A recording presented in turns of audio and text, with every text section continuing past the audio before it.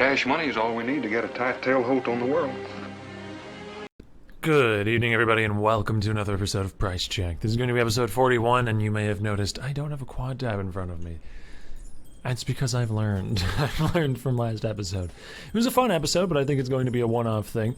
But that aside, let's dig into what it is we do here for anybody just catching up with us on episode 41.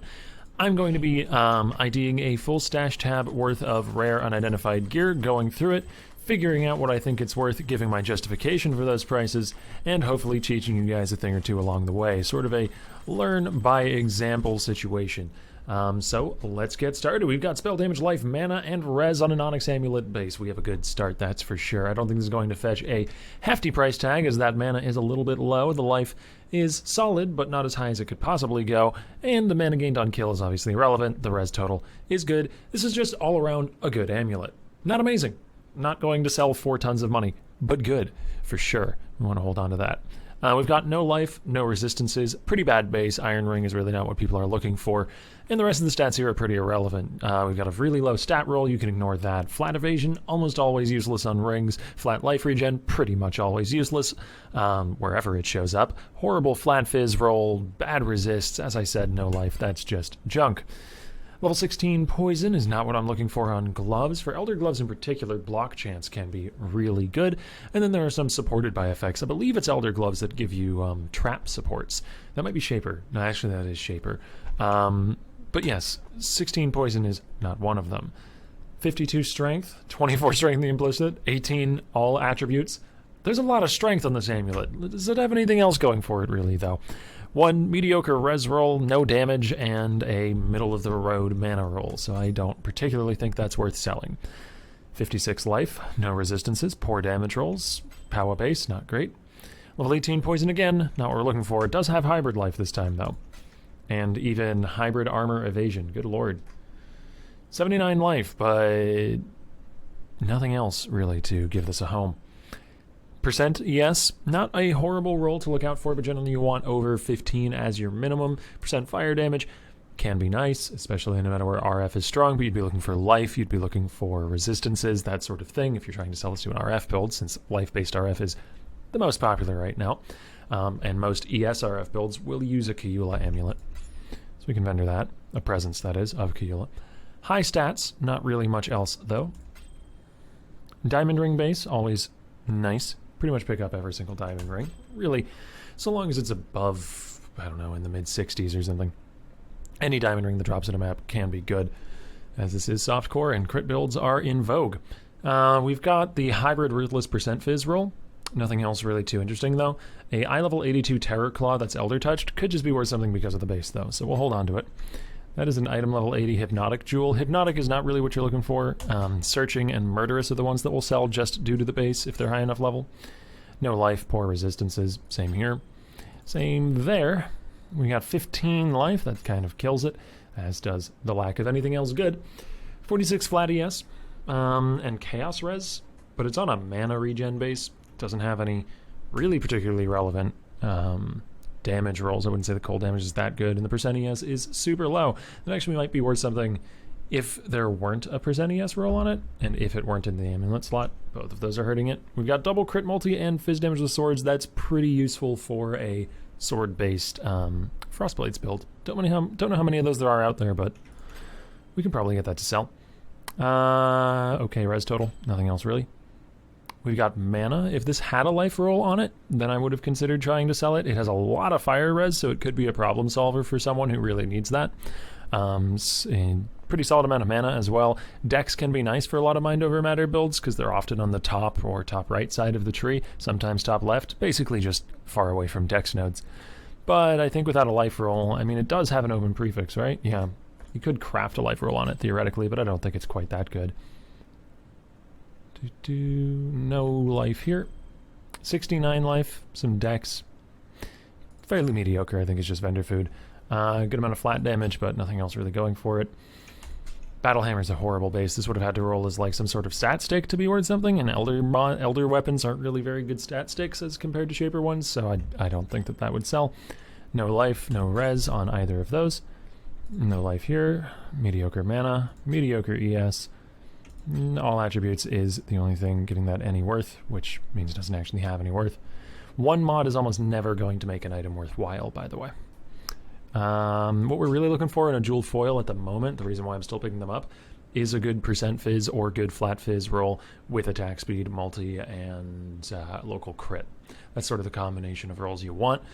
Very unlikely to actually happen. Jeweled foils do not like to roll physical damage mods, but that's why it's so valuable, because if you can actually get that, it will sell very quickly for a lot of money. 66 life on a diamond base, I like that start, but the rest of it's just junk. We were looking for +2 socketed gems in Unset Ring. That's really the priority there, and we aren't able to find it. And 54 strength, the only thing that has going for it. Let me just D&D here. Answer to that question is yes, by the way. So what have we got? We've got the decent amulet that we started off with. We've got a jewel that I should have vendored, but I didn't notice. And we've got double crit multi-fizz damage with swords. We're going to start this off at 10C here. This I'm going to check the base's worth. So let me head on over to the browser for that.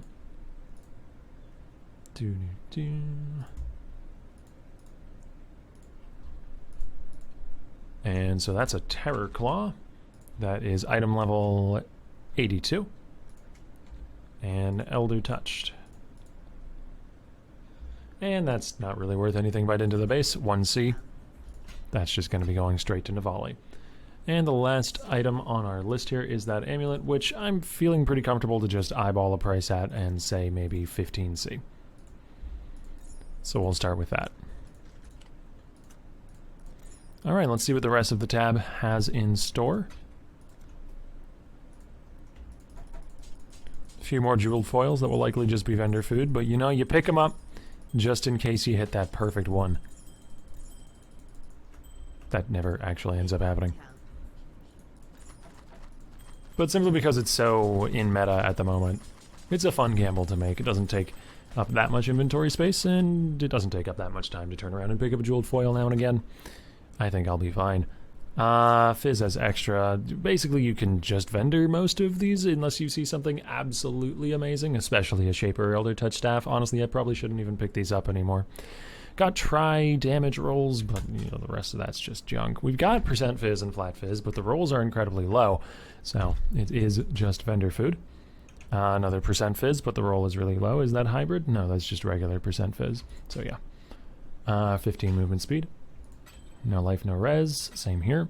Though we do have 9 to 13 physical damage to attacks. That is something to look out for, as well as attack speed. So that combination can be worthwhile. But a Moonstone Ring is a bad base, and it doesn't have life or res, as I said. 52 life. Vendor food. Some crit multi, some flat ES. 22% cold damage is the only thing giving that any saving grace of any sort. 12 all attributes. 39 life is a little too low. It's had the right idea. It's got some decent potential stats. It's got life, it's got a stat, it's got flat fizz, it's got res on an amber base, which is a pretty decent base. If nothing else, it gives you a bit of life, just from the strength to life equation. But all the rolls are bad, so it's just vendor food. No life. Same here. Triple stat, but all the stats are low, and there's no life. Some cast speed and ES, that's not necessarily a bad combo. A lot of ES builds are spellcasters after all. But I think that lacking any sort of real resistance is going to kill it, as well as lacking any damage rolls. Got accuracy, got a good res roll, got some flat damage. The accuracy is bad. The fizz leech is sometimes relevant, but really only if the rest of the ring is good. So I think that's just vendor food. No life. Bad rolls otherwise. A decent amount of res, decent amount of ES. No room for crafted life though. The percent cold damage roll is bad. The flat damage rolls will not save it. 20% fizz. Oh boy. Corsair swords are actually way more likely to roll physical rolls as well. So you can often get a much better fizz Corsair sword than you can get a jeweled foil, but the implicit on a Corsair sword is way less relevant. And this is why a jeweled foil is super valuable if it rolls a good fizz roll. Because people don't care about 40% increased accuracy rating. Your build is probably solving accuracy some other way already, be it, you know, through being a champion or having Lycosidae or just stacking a good amount of accuracy elsewhere in the build. This implicit is pretty irrelevant. However, 25 crit multi, that is a good thing to have.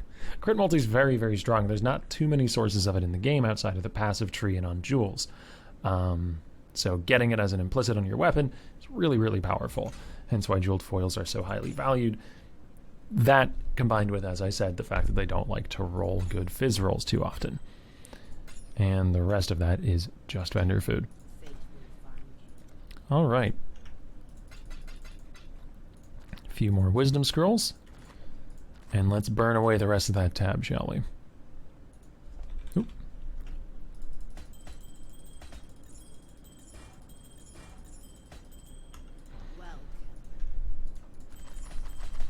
Nothing too eventful so far today. A few nice items here and there, but nothing crazy. Mind damage, area damage, crit chance of two-handed melee weapons is not what I wanted to see after the mind damage and area damage. Yeah, 2% damage rolls, not enough to sell that off the merits of just that. Attack speed, life, some flat lightning to attacks. It's got res implicit. Doesn't have explicit res though, but it does have an open suffix. Yeah, it might sell for a few chaos at most. Crit multi, shock duration, chance to shock, burning damage, doesn't seem particularly synergistic. Global physical damage, attack speed is okay. Double attack speed is fine. Crit multi, proj damage, evasion rating. Yeah, Queen of the Forest build might want that. Doesn't have any attack speed though. Doesn't have any, well, it has a bit of crit multi, doesn't have, what else are we looking for? Percent life. Yeah. Doesn't have some of the more valuable rolls. We've got all attributes, crit chance and flat fizz. Prefixes are full though. If that mana roll were a life roll, this would be a really nice amulet. Without that, I don't think it's all that worthwhile. Yeah, I don't think it sells. If it had room for crafted multi, does it have room for crafted multi? No, it's full up on mods. So yeah. Maybe if it had room for crafted multi, I could justify trying to sell it. But I don't think so. Hybrid armor, some res. Nothing really amazing though. Nothing to write home about. 78 life and a bunch of garbage. Why can't I import that life roll over here, please? 92 life and a bunch of garbage. 44 life. That is garbage, and it's surrounded by other garbage. And that's just all vendor food. Alright, yeah, really don't think most of these will sell, but we'll go ahead and put them up for a few chaos nonetheless. Give them a chance to make me money. And that is about it. Thank you guys for watching the episode. I hope you enjoyed. It's been a bit of a shorter one, certainly than last episode.